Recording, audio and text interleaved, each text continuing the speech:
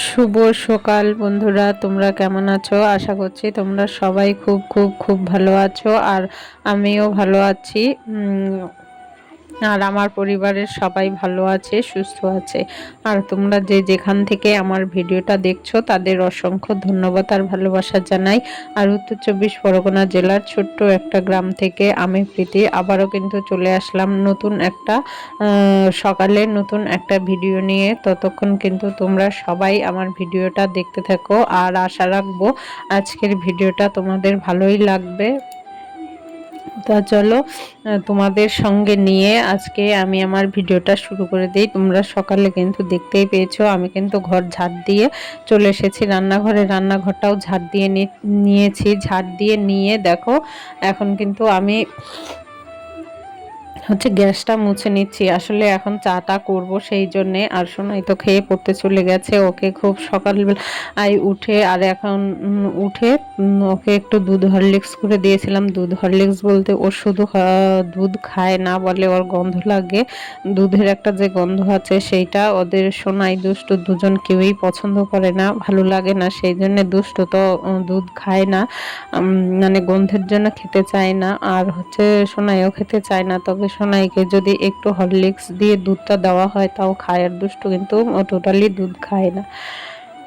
তা ওকে দিয়েছিলাম দুধ আর হরলিক্স একসঙ্গে করে, ও খেয়ে পড়তে চলে গেছে। তারপরে আমি আমার সংসারের কাজকর্মগুলো শুরু করে দিয়েছি। আর এখন কিন্তু ঘড়ির কাঁটায় বাজে 6টা, আর আমি কিন্তু উঠেছি 5:30 মতন বাজে।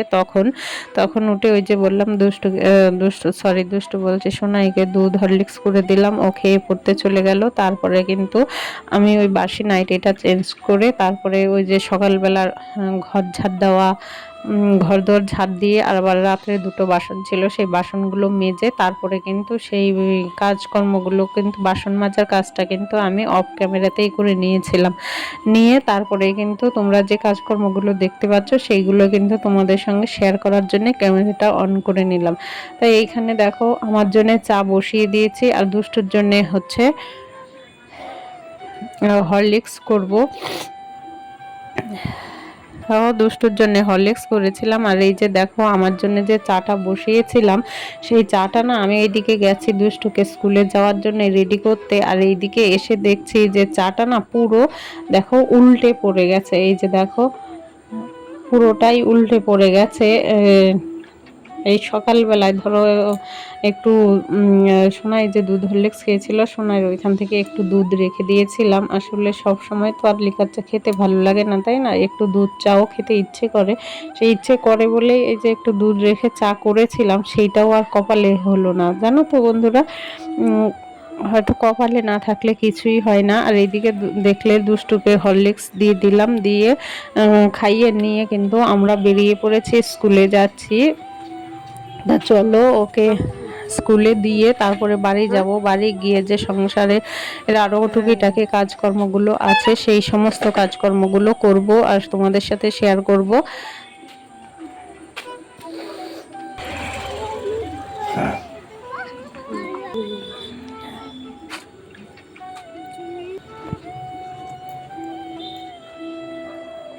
দেখো দুষ্টুকে কিন্তু স্কুলে দিয়ে আমি বাড়িতে চলে এসেছি। এসে এই যে বিছানাটা কিন্তু আমি তুলে যেতে পারিনি। আসলে দুষ্টুকে ঘুম থেকে তুলে রেডি করে তারপরে খাইয়ে নিয়ে যেতে এমনিতেই 10 মিনিট লেট হয়ে গেছিল, তাড়াহুড়ো করে গেছি। আর ওই যে তোমাদের দেখালাম যে কপালে না থাকলে, ভাগ্যে না থাকলে কোনো কিছুই হয় না। সেই আমার কপালেও আজকে চা নেই, সেই জন্য দেখে তোমাদের আগেই দেখালাম যে চা আর বাটিটা কীরকম উল্টে পড়ে গেছে। তাও আবার একটু দুধ রেখেছিলাম, সেই দুধ দিয়ে দুধ চাটা বানিয়েছিলাম, সেটা তো আর কপালে হলো না, সহ্যও হলো না। সেই জন্য কপালে যদি কিছু না থাকে না, সেটা যতই চেষ্টা করো সেইটা কখনো সম্ভব না হওয়ার মতন। তা আমার ক্ষেত্রেও সেইটাই হলো। তা যাই হোক, তারপরে আর চাটা করে খাওয়া হয়নি।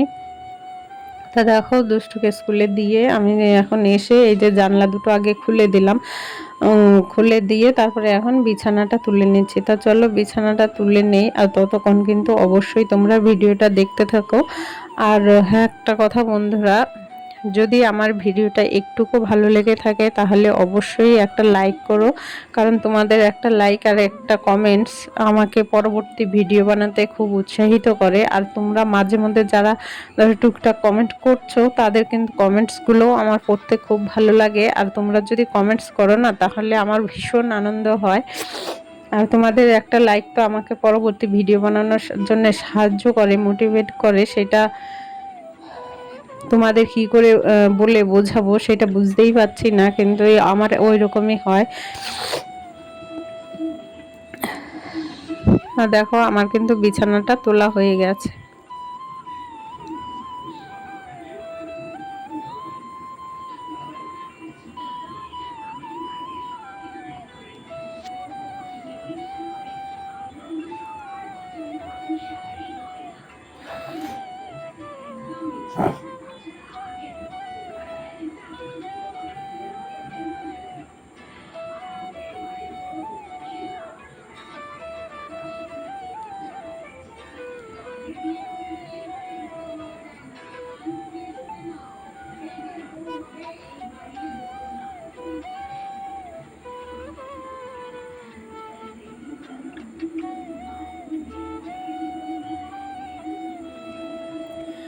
আর এই যে বিছানা তুলতে তুলতে না জানালাটা যখন খুলছিলাম তখন একটু মনে হলো যে জানালাটা একটু ঝেড়ে দেওয়ার, এই যে দেওয়ালটা একটু নোংরা মনে হচ্ছে, সেইটা তখন আমার বিছানাটা তোলার আগেই ঝেড়ে নেওয়া উচিত ছিল।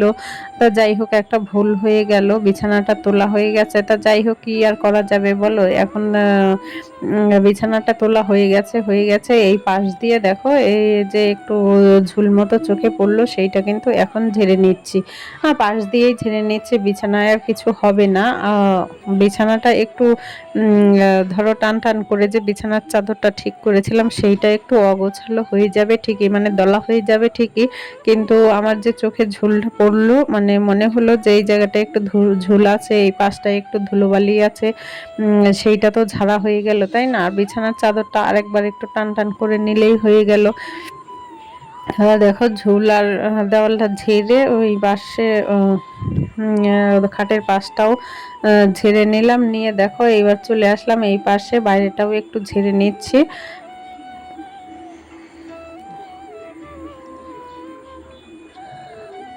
তা তোমরা কিন্তু অবশ্যই ভিডিওটা প্রথম থেকে শেষ পর্যন্ত দেখো, আর তোমরা একটু আমাকে সাপোর্ট করো যেন আমি একটু ধরো কিছু করতে পারি। তোমাদের সাপোর্ট এটা আমার খুব প্রয়োজন। তোমরা যদি একটু সাপোর্ট করো তাহলে হয়তো আমি আমার সামনের পথটা আরও ভালো হবে। তা সেই জন্যই তোমাদের সাপোর্টটা কিন্তু আমার ভীষণ প্রয়োজন। আর এইদিকে দেখো যে বারান্দায় যে সুইচ বোর্ডটা আছে সেইটাও কিন্তু আগে কিন্তু আমি ঝেড়ে নিয়েছি, তোমরা দেখতেই পেলে। ঝেড়ে নিয়ে এখন কিন্তু আমি সুইচ বোর্ডটা ভালো করে মুছে নিচ্ছি। আসলে এইগুলোর মধ্যে না ধুলোবালি জমে থাকে। আর এই যে দেখছো খাটটা ঘরদোর ঝাড় দেওয়া হয়ে গেছে, এখন কিন্তু আমি খাটটা মুছে নিচ্ছি। তার কারণ হচ্ছে ঘর ঝাড় দেওয়ার পরে আমি খাটটা বেশিরভাগ সময় মুছে নেওয়ার চেষ্টা করি, কারণ ঘর ঝাড় দিতে গেলে না ধুলো ওড়ে যে সেই ধুলোটা কিন্তু গিয়ে খাটের উপরেই পড়ে, তাই না? ঘর ঝাড় দেওয়ার আগে ঝাড় দিলে সেইটা কিন্তু আর ধুলোটা যখন পরে আবার গিয়ে পড়ে সেটা তো একই ব্যাপার হয়ে গেল। সেই জন্যে আমি কিন্তু খাট হচ্ছে ঘর ঝাড় দিয়ে তারপরেই মুছি।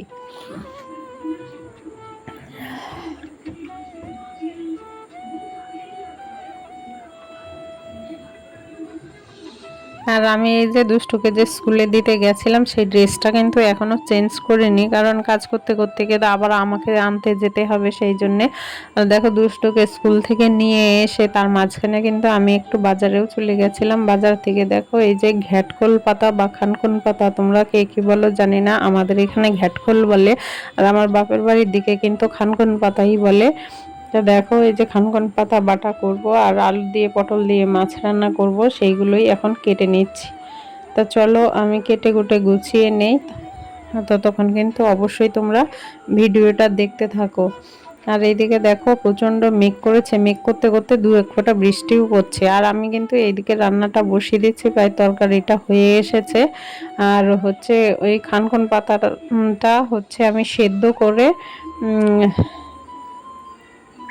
বাটার জন্য রেখে দিয়েছি, পরে বেটে নেব। আর হচ্ছে এই যে আলু আর পটল দিয়ে মাছের ঝোলটা করছি। তা আজকের দুপুরের মেনুতে এই হবে আলু পটল দিয়ে মাছের ঝোল আর ঘ্যাটকল পাতা বা খানকুন পাতা বাটা। তা গুড ইভিনিং বন্ধুরা, দেখো এখন সন্ধে হয়ে গেছে। আমি সন্ধে টন্ধে দিয়ে তারপরে চা নিয়ে চলে এসেছি এই ঘরে। আর এই ঘরে কিন্তু দুষ্টু আছে। তোমাদের সাথে আগের দিন বলেছিলাম দুষ্টুর মুখে কি হয়েছে, প্রচণ্ড ব্যথা, সেই জন্য ওকে একটু লবণ দিয়ে উষ্ণ গরম জল দিয়েছি, ও কুলিকুচি করছে আর আমি কিন্তু এইদিকে বসে চা খাচ্ছি। তা আজকের ভিডিওটা এইখানেই শেষ করব, আর ভিডিওটা বড় করব না। তা তোমাদের সঙ্গে পরবর্তী ভিডিওতে আবার দেখা হবে। ততক্ষণ তোমরা সবাই ভালো থেকো, সুস্থ থেকো। Tata, by.